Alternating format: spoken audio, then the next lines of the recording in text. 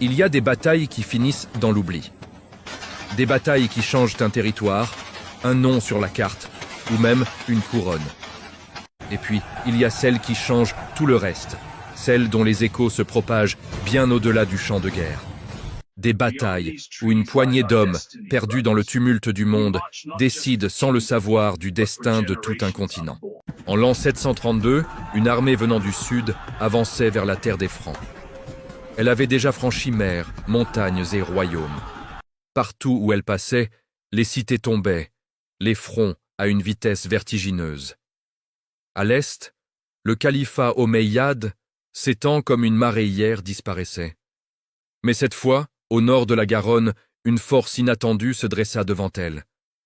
Pas un empire ni une croisade, mais une armée improvisée, assemblée à la hâte autour. Partie des sables d'Arabie à peine un siècle plus tôt, l'armée musulmane conquiert la Perse d'un chef sans couronne, sans héritage, mais dont la volonté tenait lieu d'étendard. Charles Martel, dit l'Égypte, puis l'Afrique du Nord. Elle traverse ensuite le détroit de Gibraltar en 71, le marteau. Ce qui allait se produire sur cette colline anonyme ne sera pas seulement une victoire militaire, mais renverse le vieux royaume wisigoth d'Espagne et fonde Al-Andalus, brillant foyer de culture basculement, une page d'histoire. Allah. Le jour où l'Europe vacillante a choisi son avenir. Eau et de pouvoir. En moins d'une génération, l'islam règne de l'Indus à l'Atlan début du 8e siècle. La carte du monde change à une vitesse vertigineuse à l'est. Le califat omique. Les routes commerciales s'ouvrent, les savants affluent, et un nouvel ordre s'installe. Eyad s'étend comme une marée, partie des sables d'Arabie. À peine un siècle. Mais au nord, au-delà des Pyrénées, s'étendent des terres encore morcelées, sans unité. Plus tôt, les musulmans conquièrent la Perse, l'Égypte, puis l'Afrique du Nord. Leur armée traverse ensuite le détroit de Gibraltar en 711, renverse le vieux royaume wisigoth des sans-empire, les royaumes francs. Des chefs rivaux, des alliances fragiles et un territoire à peine organisé. C'est là que surgit un homme dont le nom deviendra un jour légende. Charles Martel. Fils illégitime Espagne et fonde Al-Andalus, brillant foyer de culture et de pouvoir. En moins d'une génération, l'islam règne de l'Indus à l'Atlantique. Les routes commerciales s'ouvrent, les savants d'un noble, rejetés par certains, contestés par d'autres. Ils gagnent le pouvoir non pas par le sang affluent, et un nouvel ordre s'installe. Mais au nord, au-delà des Pyrénées, mais par la force, par sa stratégie, sa ruse, et surtout par la loyauté qu'il inspire. Dans une époque où tout vacille, Charles incarne la stabilité, et bientôt, c'est sur lui que reposera l'Éden des terres encore morcelées, sans unité, sans empire, les royaumes francs. Des chefs rivaux, des alliances fragiles et un territoire à peine organisé. C'est là que surgit un homme dont le nom, un jour, devit poids du monde franc.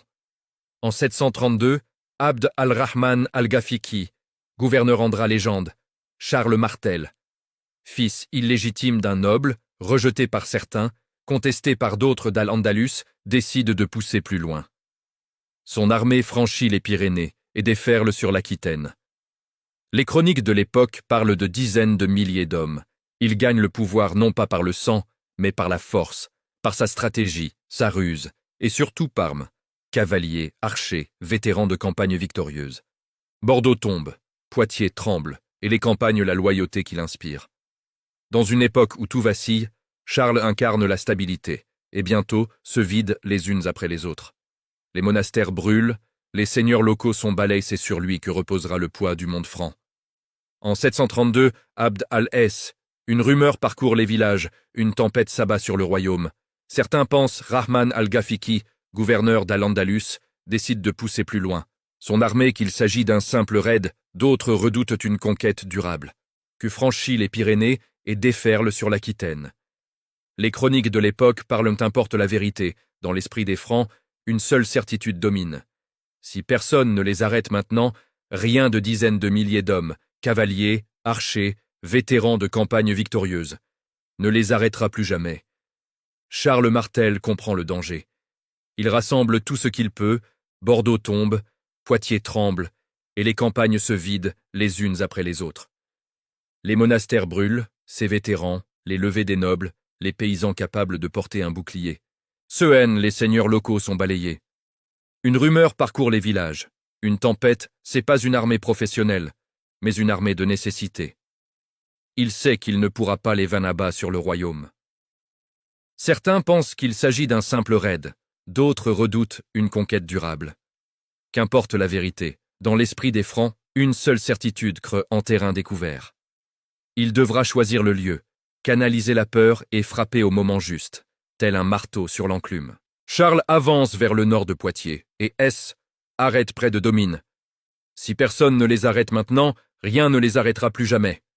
Charles Martel comprend le danger. Tours, haut lieu du christianisme où repose Saint-Martin. Pour lui, ce n'est pas un hasard, c'est. Il rassemble tout ce qu'il peut, ses vétérans, les levées des nobles, les paysans capables de porter un bouclier. Ce n'est pas une armée professionnelle, mais une armée de nécessité. Un message. Ici, nous ne reculerons plus. Le terrain qu'il choisit est parfait. Il sait qu'il ne pourra pas les vaincre en terrain découvert. Il devra choisir le lieu, canaliser la peur et frapper au moment juste, tel un marteau sur l'enclume. Charles avance vers le nord de Pau pour compenser son infériorité numérique. Une hauteur boisée aux abords escarpés, parsemée de cléritiers, et s'arrête près de Tours, au lieu du christianisme où repose Saint-Martin. Pour lui, Senière est de sous-bois. Là, la cavalerie musulmane, habituée aux grandes plaines, ne pourra pas lancer ses charges fulgurantes. Il y dresse un mur de boucliers solide, discipliné, et pas un hasard, c'est un message. Ici, nous ne reculerons plus. Le terrain silencieux. Ces hommes n'ont ni armure complète, ni chevaux de guerre, mais ils ont l'ordre, et la foi en qu'il choisit est parfait pour compenser son infériorité numérique. Une hauteur boisée aux abords escarpés parsemée de clairières et de sous-bois. Là, la cavalerie musulmane, habituée aux grandes plaines, ne pourra pas lancer ses charges fulgurantes. Il y dresse un mur de boucliers solide, discipliné, silencieux. Ces hommes n'ont ni armure complète ni chevaux de guerre, mais ils ont l'ordre et la foi en leur chef. En face, Abd al-Rahman installe son camp leur chef. En face, Abd al-Rahman installe son camp dans la plaine. 40 000 hommes dans la plaine. 40 000 hommes, peut-être plus, des rangées de bannières vertes, des cavaliers impatients. Le contraste est saisissant. D'un côté, l'assurance du nombre, de l'autre, la force de la conviction. Pendant plusieurs jours, les deux camps se peut-être plus, des rangées de bannières vertes, des cavaliers impatients. Le contraste est saisissant. D'un côté, l'assurance du nombre, de l'autre, la force de la conviction. Pendant plusieurs jours, les deux camps s'observent, se jaugent, se défirent du regard. Des éclaireurs s'affrontent dans les bois. Chaque nuit, les feux de camp s'allument à perte de vue. Les prières montent des deux côtés, différentes dans la langue, mais semblables dans la peur. Puis, à l'aube d'un matin d'automne, le silence se brise. Un grondement monte de la plaine. Les cavaliers du califat se mettent en marche. Les sabots frappent la terre, la poussière s'observe, se jauge, se défie du regard. Des éclaireurs s'affrontent dans les bois. Chaque nuit, les feux de camp s'allument à perte de vue. Les prières montent des deux côtés, différentes dans la langue, mais semblables dans la peur. Puis, à l'aube d'un matin d'automne, le silence se brise. Un grondement monte de la plaine. Les cavaliers du califat se mettent en élève et le soleil perce à travers la brume. Les bannières claquent, les cris s'élèvent, c'est une vague de métal et de chair. Sur la colline, les Francs resserrent marche. Les sabots frappent la terre, la poussière s'élève et le soleil perce à travers la brume. Les bannières claquent, les cris s'élèvent. C'est une vague de métal et de chair. Sur la colline, les Francs resserrent leurs rangs, bouclier contre leurs rangs. Bouclier contre bouclier, lance pointée, visage crispé. La première charge frappe de plein fouet. Le choc est monstrueux. Les chevaux s'empalent sur les piques, les sabres s'abattent sur les casques, les corps se mêlent dans un chaos absolu bouclier, lance pointée, visage crispé. La première charge frappe de plein fouet. Le choc est monstrueux. Les chevaux s'empalent sur les piques, les sabres s'abuent. Le bruit est semblable à celui d'un tonnerre continu. Le bois qui éclate, le fer qui s'entrechoque, les cris qui se perdent. La ligne franque plie mais ne cède pas à tant sur les casques, les corps se mêlent dans un chaos absolu. Le bruit est semblable à celui d'un tonnerre continu. Le bois qui éclate, le fer qui s'entrechoque, les cris qui se perdent. La ligne franque plie, mais ne cède pas. Chaque brèche est comblée aussitôt par ceux de l'arrière. Les soldats échangent à peine un mot. « Tenez !» Et cette endurance, invisible aux yeux de l'ennemi, devient leur arme la plus redoutable. Mais partout, le même mur compact, la même discipline. Les heures passent, la fatigue s'installe. Petit à petit, le champ de bataille se couvre de poussière, de sang et de prières étouffées. Charles Martel, lui, reste debout à cheval derrière ses lignes. Il parle peu, mais ses ordres résonnent. « Tenez vos positions, ne rompez pas !» Sa voix traverse le tumulte comme une flamme dans la tempête. C'est là que le surnom de marteau prend tout son sens. Il ne frappe pas d'un seul coup. Il façonne, il écrase l'élan adverse par la patience. L'après-midi avance et la bataille s'enlise. Ni victoire ni retraite, seulement la lassitude. Mais dans cette tension extrême, une rumeur court soudain parmi les troupes omeyyades. Leur camp arrière aurait été attaqué. Leur butin, leur or, leurs vivres seraient en péril. Ce n'est peut-être qu'un bruit, mais dans le vacarme du combat, les rumeurs peuvent tuer aussi sûrement que les ailes. Chaque brèche est comblée aussitôt par ceux de l'arrière. Les soldats échangent à peine un mot. Et cette endurance, invisible aux yeux de l'ennemi, devient leur arme la plus redoutable. Les charges se succèdent, plus violentes, plus désespérées. Les cavaliers, frustrés, tournent autour de la position, cherchant un passage. Mais partout se dresse le même mur compact, la même discipline. Les heures passent, la fatigue s'installe. Petit à petit, le champ de bataille se couvre de poussière, de sang et de prières étouffées. Charles Martel, lui, reste debout à cheval derrière ses lignes. Il parle peu, mais ses ordres résonnent. « Tenez vos positions, ne rompez pas !» Sa voix traverse le tumulte comme une flamme dans la tempête. C'est là que le surnom de marteau prend tout son sens. Anse. Certains cavaliers font demi-tour, d'autres hésitent. Les rangs se désorganisent, ils ne frappent pas d'un coup. Ils façonnent, ils écrasent l'élan adverse par la patience. Le chaos s'installe. Charles observe, comprend et frappe. Il ordonne la contre-attaque. Les charges se succèdent, plus violentes, plus désespérées. Les cavaliers, frustrés, tournent autour de la position, cherchant un passage. L'après-midi avance et la bataille s'enlise. Ni victoire, ni retraite, seulement la lasse homme, épuisé mais galvanisé, avance lentement, puis avec fureur. Les boucliers repoussent les sabres, les haches s'abattent sur les montures. Le mur devient torrent. Abd al-Rahman tente de reprendre le contrôle. Son sabre brille dans la poussière. Sa voix portitude. Mais dans cette tension extrême, une rumeur court soudain parmi les troupes omeyyades, leur encore quelques ordres, mais la confusion l'engloutit. Un instant plus tard, il disparaît. Certains dirent qu'en arrière aurait été attaqué. Leur butin, leur or, leurs vivres seraient en péril.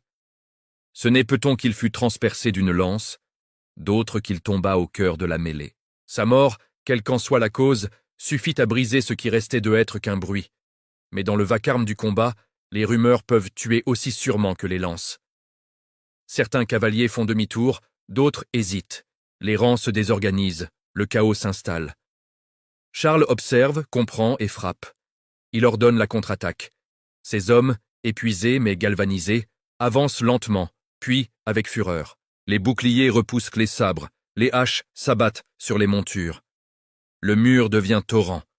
Abd al-Rahman tente de reprendre le contrôle. Son sabre brille dans la poussière, sa voix porte encore quelques ordres, mais la confusion l'engloutit. Un instant plus tard, il discipline. L'armée omeyyade se disloque. Ce qui fut une charge devient une fuite. Quand le jour se lève, la brume recouvre le champ de bataille. Le vent froid balaie les bannis disparaît. Certains diront qu'il fut transpercé d'une lance, d'autres qu'il airs effondrés. Les survivants francs avancent en silence parmi les cadavres de chevaux et de soldats. Tomba au cœur de la mêlée. Sa mort, quelle qu'en soit la cause, suffit à briser ce qui restait de discipline. L'armée omeyyade se disloque. Ce qui fut une charge devient une fuite. Quand le jour se lève, la brume recouvre le champ de bataille. Le vent froid balaie les bannières effondrées. Les survivants francs avancent en silence parmi les cadavres de chevaux et de soldats. Le sol est jonché d'armes, de boucliers brisés, de sang séché. L'armée du califat n'est plus qu'un souvenir. Charles Martel interdit la poursuite. Il sait que le sol est jonché d'armes, de boucliers brisés, de sang séché. L'armée du califat n'est plus qu'un souvenir. Charles Martel interdit la poursuite. Il sait que le triomphe est fragile, que l'orgueil est l'ennemi des vainqueurs. Il rassemble ses troupes sonfs et fragiles, que l'orgueil est l'ennemi des vainqueurs. Il rassemble ses troupes, soigne les blessés et fait enterrer les morts. La colline, hier théâtre de guerre, devient un sanctuaire. Le monde change rarement en un jour, mais parfois, un seul champ de bataille suffit à redessiner les frontières de l'avenir. La victoire de Charles Martel n'efface pas la guerre, mais elle arrête, soigne les blessés et fait enterrer les morts. La colline, hier théâtre de guerre, devient un sanctuaire. Le monde change rarement en un jour, mais parfois, un seul champ de bataille suffit à redessiner les fronts nets, l'expansion des Omeyyades vers le nord. Les raids continueront quelques années encore, mais jamais plusieurs de l'avenir. La victoire de Charles Martel n'efface pas la guerre, mais elle arrête net l'expansion des Omeyyades vers le nord. Les raids continueront quelques années encore, mais jamais plus une armée musulmane ne s'aventurera si loin. Le mythe naît alors, celui du marteau de Dieu, du chef qui a protégé la chrétienté. Une légende amplifiée par les siècles, transmisée musulmane, ne s'aventurera si loin. Le mythe naît alors, celui du marteau de Dieu, du chef qui a protégé la chrétienté. Une légende amplifiée par les siècles, transmise par les moines et les rois. Mais la réalité, elle, est plus nuancée. Plus qu'une par les moines et les rois. Mais la réalité est plus nuancée. Plus qu'une guerre sainte, Poitiers fut une façon pour Charles D. affirmer son autorité et un signal pour Europe du Nord, qui pouvait désormais se défendre seul. Pour lui, cette victoire changera tout.